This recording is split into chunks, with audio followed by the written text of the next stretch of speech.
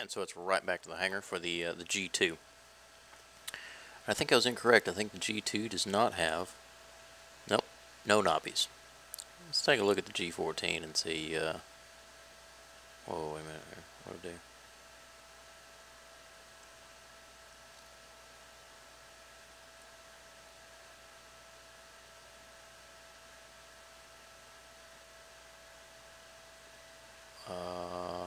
What the fuck?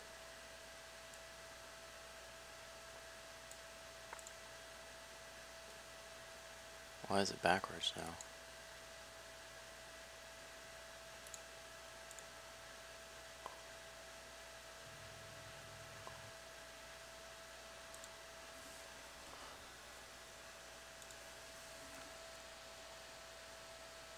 I'm not sure of the reason why these. I would want to say the blisters are for the action on these 13 millimeters, but again the G2 definitely doesn't have it, which is probably why I've flown it a little bit more. You have 2 gondolas, no air-to-air rockets. You have a 250 kilogram bomb, 300 liter drop tank, which we won't need. You have 2 20 millimeters with 2.7. Okay, see those are 13 millimeters, so they have knobbies. These are 7.9, so no knobbies. 20 millimeter with 150 rounds and 20 millimeter with 200 rounds. I always take more ammo because I don't have 50 rounds 20 millimeter. How much that's going to affect you. Alright, we're going to go ahead and take off.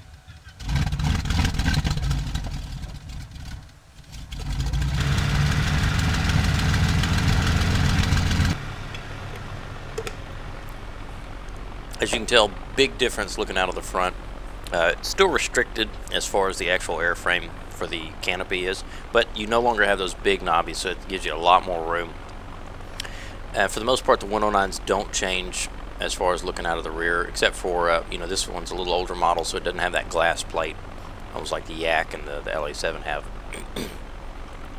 We'll go ahead and get in the area.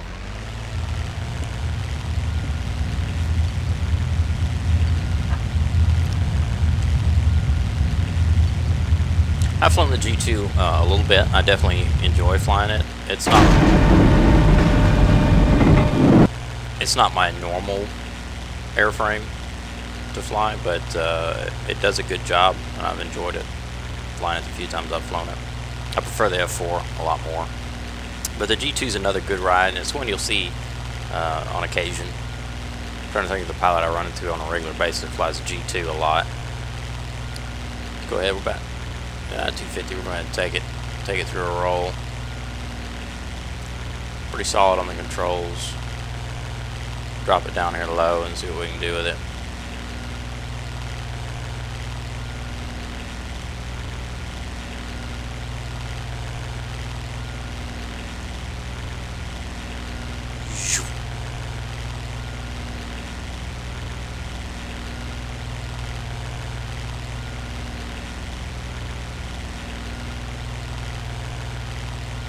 Go ahead and take it through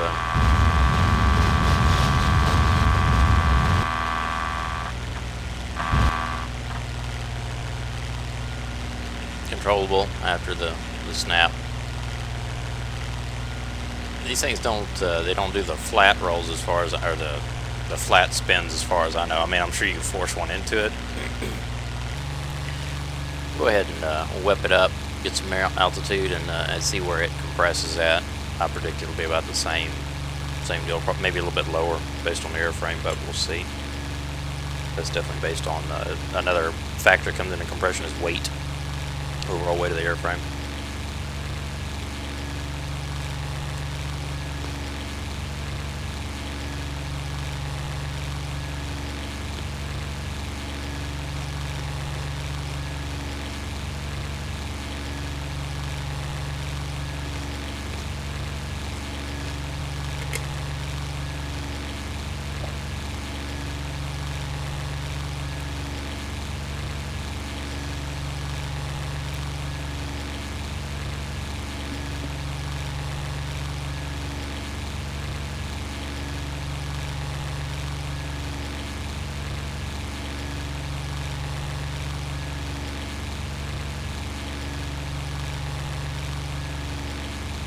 Alright, we're coming up on 10,000 feet. Should be more than enough to figure out the compression on this rascal.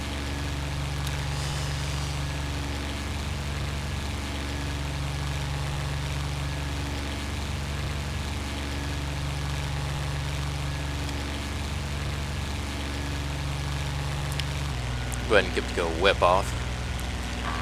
Roll to the left.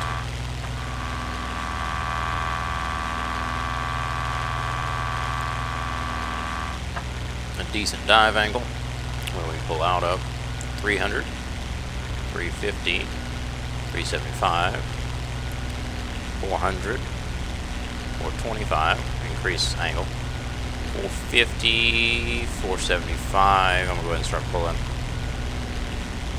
Between 450 and 475, you want to be careful.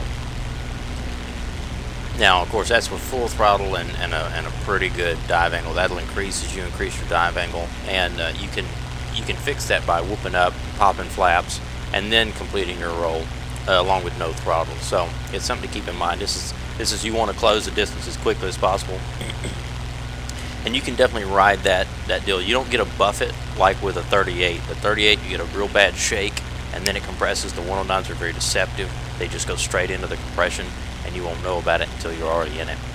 I've seen a number of pilots get zapped because of that. Or you see a 109, he's diving in on you, make your brake, and all of a sudden, poof, he's a fireball. And you're like, wow, okay.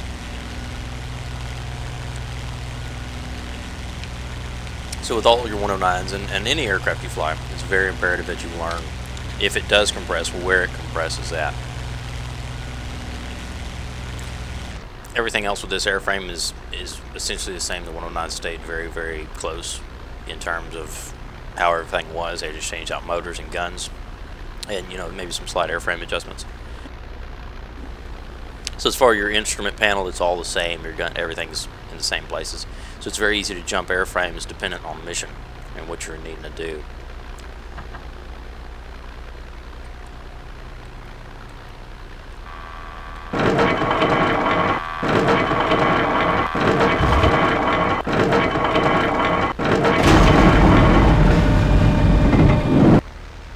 As you can tell, pretty controllable at low speed, very smooth. Got to watch a narrow undercarriage, but I don't think I've ever crashed one due to narrow landing gear with the 109. They don't bounce nearly as much as the 190s, and I've never had any trouble with them or Spitfires with narrow undercarriage. So it's a good solid airframe, and one that it's not a personal favorite of mine, but if you learn to drive them, 109s are dangerous. They have a lot of E-retention, meaning you can zoom up, whoop back in on guys. They can flap. They have good guns, 20mm with those 13s. This one had 7.9s, but the 7.9s will still drop an aircraft. And they give you a lot of what you need and not much of what you don't. So if you can learn how to fly them, then they'll do a real good job for you. Alright, so jumping right into the G6, let's go ahead and get in the air. Again, you'll notice knobbies, 13mm. See, I learn stuff as I'm flying along too, so don't always think I'm the end-all be-all. All I'm doing these for is just to get you in the air and know, okay, I know enough about this airframe to know that I don't want to fly it. Extremely loud landing gear sounds. Or that I do want to fly it, or I would love to learn how to fly this aircraft. It seems to be a challenge to me. So again, you'll notice the glass in the back.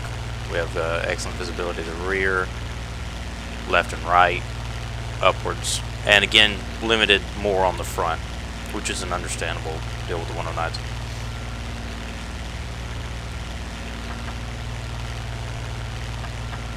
I can tell already this aircraft seems a little more sluggish with the roll. I mean, we're getting close to 250. I can tell that it. Yeah, pretty solid. Again, I don't fly 109s very much, so I'm not the authority on telling people what's good and what's bad about each particular model. That's more of a 109 guy's forte. That's why I say if you're interested in flying the 109s, you got to get out there and you got to find some of these guys that fly the 109s. And I know that Morphine runs 109s a whole lot. If you find him in here in the training room, he's more than happy to teach you everything you need to know. That's all he does. I don't know his times that he's in, but you can ask him. You can pop in here. Usually, I think he's an Eastern time guy, so probably like 9 to 5, regular times. And you can always schedule times with trainers. You can go to your training page, the training section of the forums and actually set up a time with a trainer, and you can figure that business out. So we'll go ahead and we'll whip it up. And that's one of the cool things I do like about a 109. If I'm going to attack a bomber, or I had a bomber that hit a field, and I go, I need to get ahead of him, and I get up above him, a K4 is an excellent bomber attacker. You jump up, you climb up really, really fast, you whoop around, you wait, carry your drop tank with you. Like, I usually do 25% gas with a drop tank. They got plenty of loader time, but then when you get done, you got plenty of maneuverability once you drop that tank. Personal preference, other people do it differently.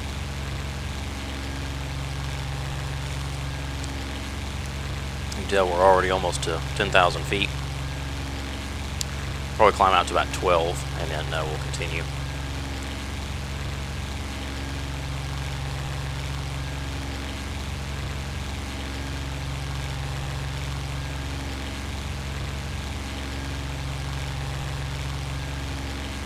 But again, you have a 20mm with this one. It's the best of my knowledge. I didn't see a 30mm package. And gondolas again.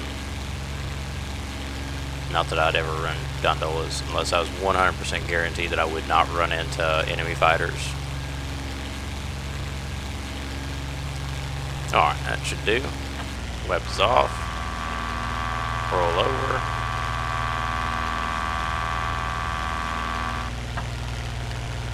Begin our dive. It should be about the same speed.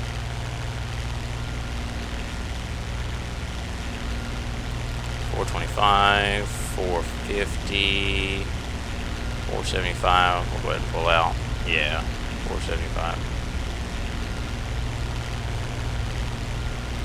As you start to pull out, say you're going to compress, all that jazz, you're getting close to the ground, you're getting close to the ground. You want to stay very smooth on the controls. I know it's something hard to do. You're plummeting at the ground. But if you, the 109s don't tend to do it, but other aircraft do, where you're pulling, and then all of a sudden you get all control back instantly, and you just whoosh, and you snap it, and the wings come right off. 109s don't do that, but I've seen some P-51s do it. I've seen Spitfires do it, especially the 14. I've seen some other aircraft do it.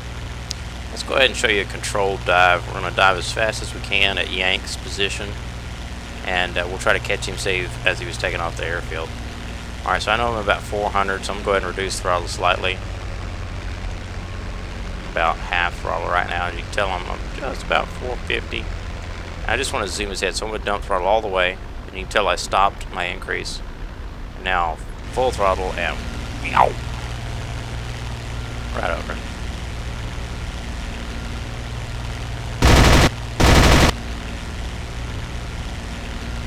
Pretty cool, huh?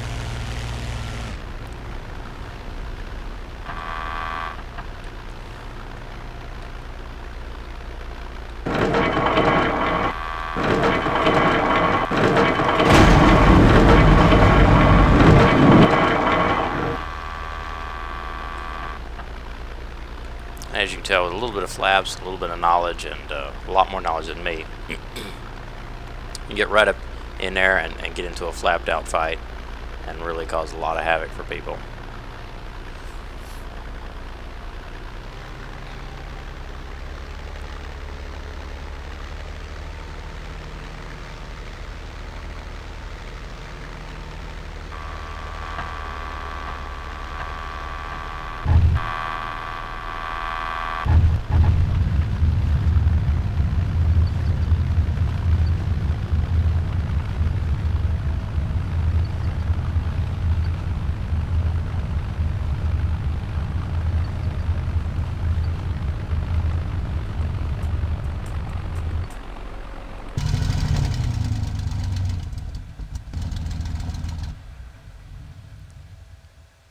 And another successful flight.